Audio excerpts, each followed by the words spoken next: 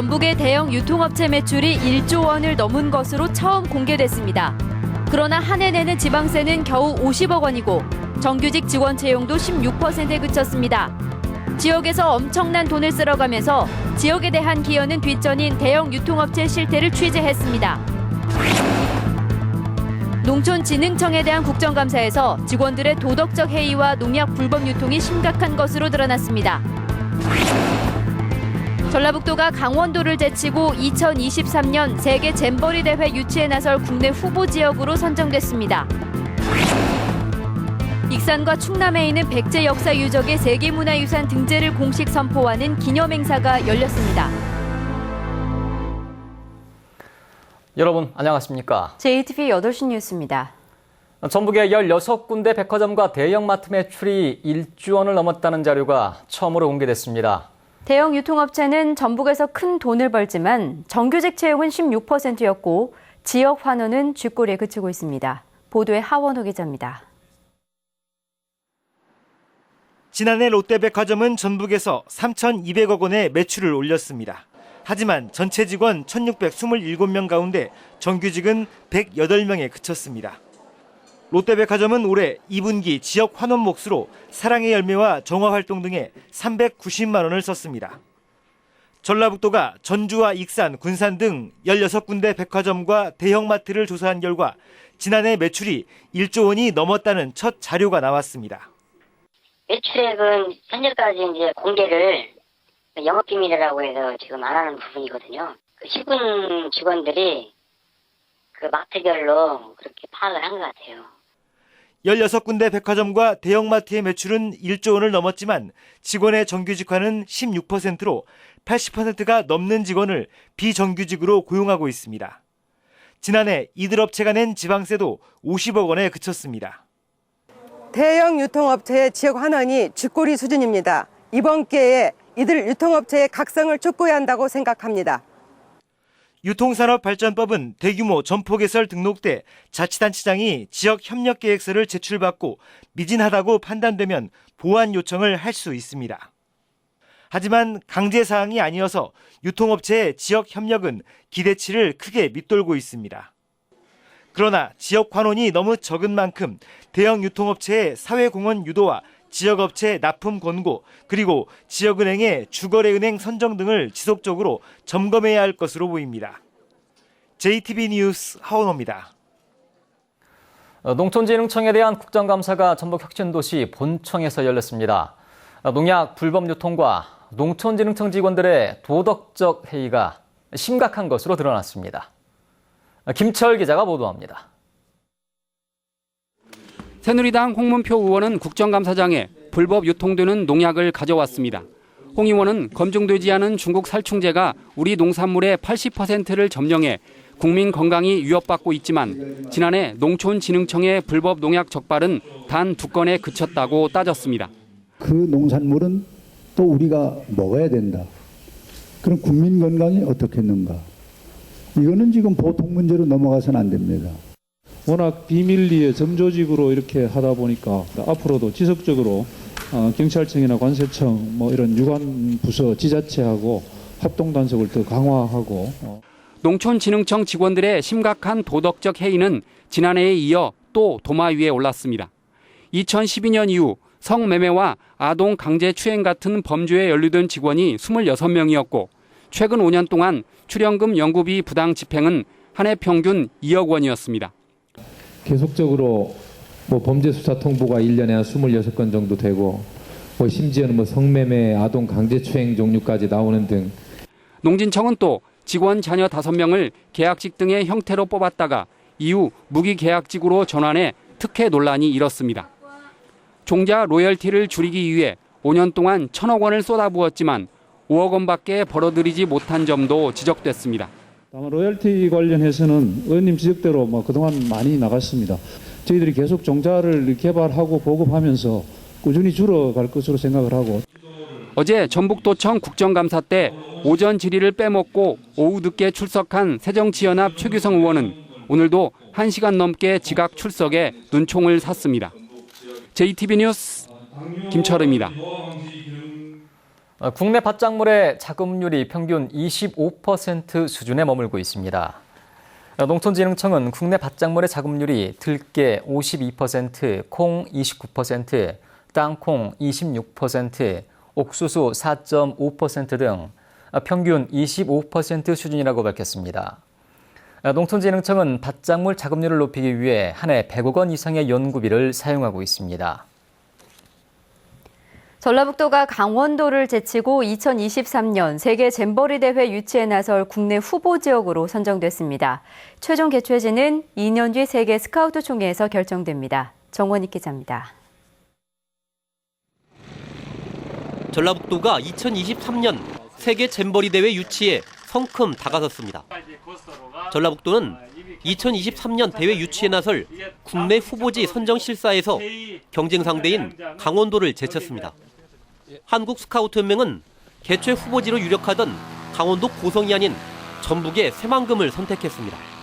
해양 활동을 할 수 있는 바다가 인접해 있고, 그다음에 산악 활동을 할 수 있는 내변산이 인접돼 있고, 고창이라든지 전주 한옥마을이라든지 익산 밀사지라든지 이게 잼버리장에서 불과 40분 이내에 다 이동할 수 있는. 세계 잼버리 대회는 4년마다 각국의 청소년들이 한자리에 모여 다양한 문화체험을 하고 우정을 쌓는 야영대회입니다. 2023년 대회에는 열흘 동안 160여 개국 5만여 명의 청소년들이 찾아 500억 원의 지역경제 유발 효과가 예상됩니다. 전라북도는 이 대회를 유치하면 새만금 국제공항과 철도 등 관련 인프라 구축에도 더욱 속도를 낼 것으로 보고 있습니다. 이제 공항에 대한 것 이슈가 될 텐데 그런 인프라를 까는데도 더 좀 도움이 될 거고, 나중에 이제 새만금 인프라가 깔리고 나면은 이제 해외 투자 유치를 해야 되는데 어떤 새만금을 날리는데. 2023년 대회 최종 개최지는 2년 뒤 아제르바이잔에서 열리는 세계 스카우트 총회에서 결정됩니다. 전라북도는 현재까지 폴란드가 경쟁 상대로 떠오른 만큼 독창적인 전략을 마련해 유치 활동에 나설 계획입니다. JTB 뉴스 정원익입니다. 익산 미륵사지와 왕궁리 유적을 비롯한 백제 유적이 유네스코 세계유산으로 공식 선포됐습니다. 전라북도와 충청남도는 백제 유적을 체계적으로 보존하고 관리하기 위해 백제 세계유산센터를 만들기로 했습니다. 송창용 기자가 보도합니다. 유네스코 세계유산으로 등재되었음을 선포합니다. 전라북도와 충청남도 문화재청이 백제 유적의 세계유산 등재를 선포합니다. 국내 12번째 세계유산이 됐음을 확인하는 인증서가 전달되고 익산 미륵사지 앞에는 세계유산 상징물이 세워집니다. 백제가 가지고 있는 그런 국제성과 또 뛰어난 예술성, 이런 것들을 세계인과 폭넓게 교류하기 위해서 우리는 계속 힘을 합쳐가자.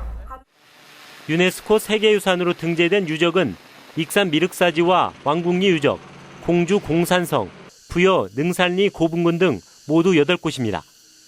1400년 전 찬란했던 백제 문화가 전 세계로부터 인정받은 겁니다.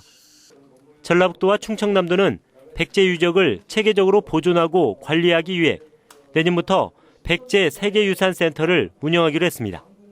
빛을 발하고 그 가치를 빛낼 수 있도록 보존하고 관리하고 또 세계 속에 뻗어나가는 데 모든 정성을 다 바칠 것입니다.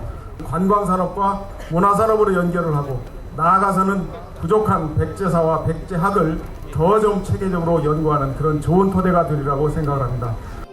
백제 유적의 세계유산 등재는 백제 문화가 1400년 만에 화려하게 부흥하는 계기가 될 것으로 보입니다. JTB 뉴스 송창용입니다.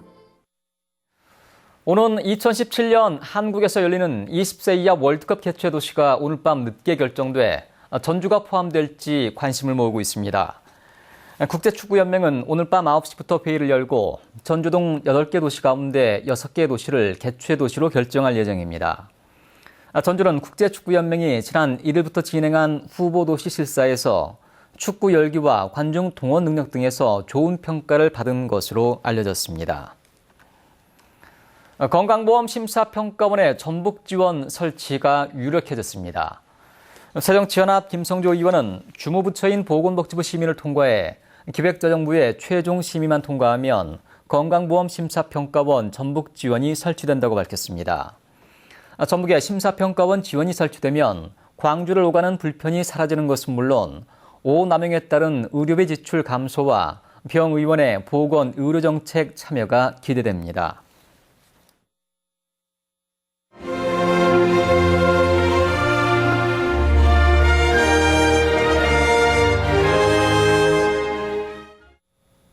소외계층을 위해 나눔을 실천하는 봉사자들의 이야기를 소개하는 순서입니다. 추석 명절을 앞두고 어려운 이웃을 위한 나눔의 정이 잇따르고 있습니다. 김진영 기자의 보도입니다. 임시 미용실로 바뀐 주민센터 사무실.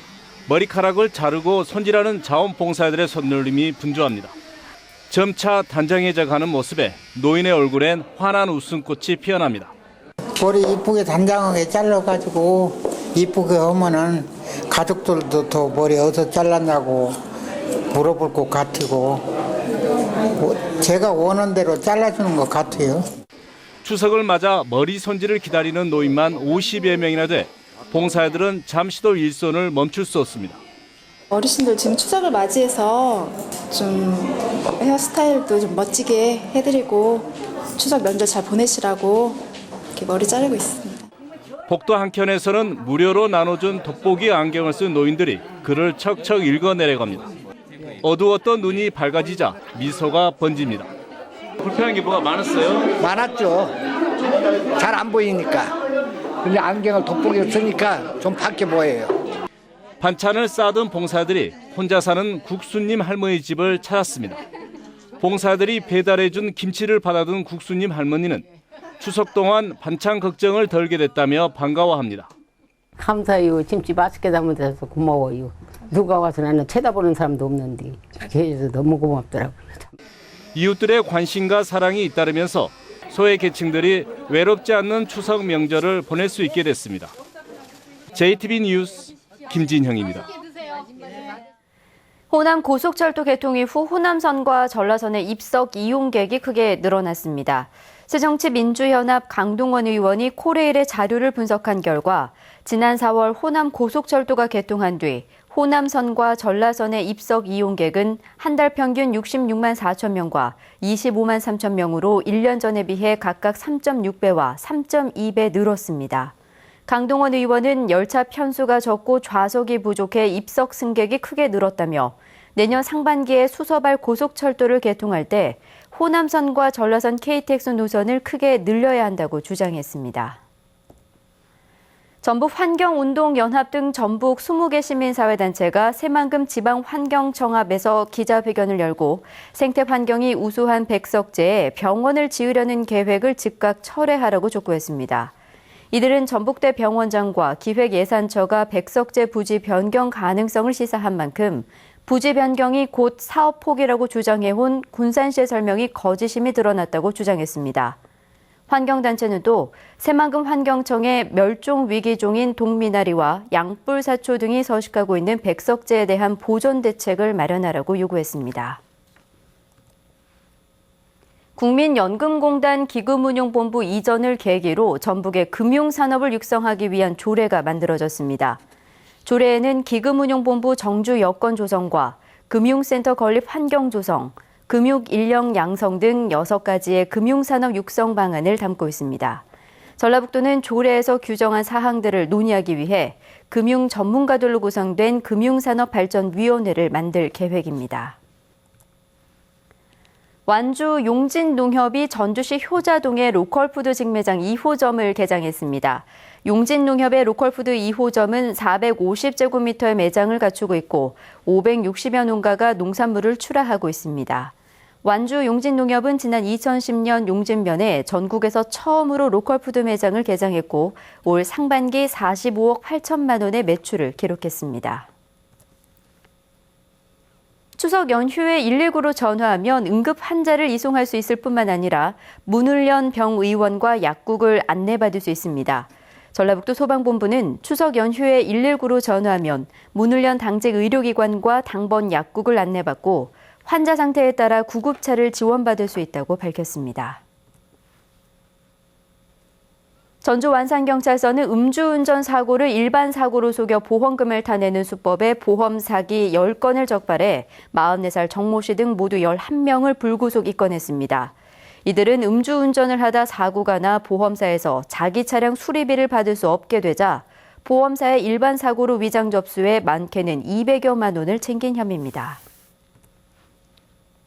날씨입니다. 전북은 오늘 완주가 31.5도, 전주는 30.3도까지 오르는 등 늦더위가 이어졌습니다. 절기상 추분인 내일은 흐리다가 오후부터 비가 내리겠습니다. 이번 비는 밤 늦게까지 5에서 20mm가량 이어진 뒤 점차 그치겠습니다. 비가 오면서 낮 최고 기온은 22도에서 24도에 머물러 오늘보다 6, 7도가량 떨어지겠습니다. 바다 물결은 0.5에서 2m를 일겠습니다. 전주기상지청은 비가 그친 뒤에는 낮 기온이 26도 안팎을 유지하며 평년과 비슷할 것으로 내다봤습니다.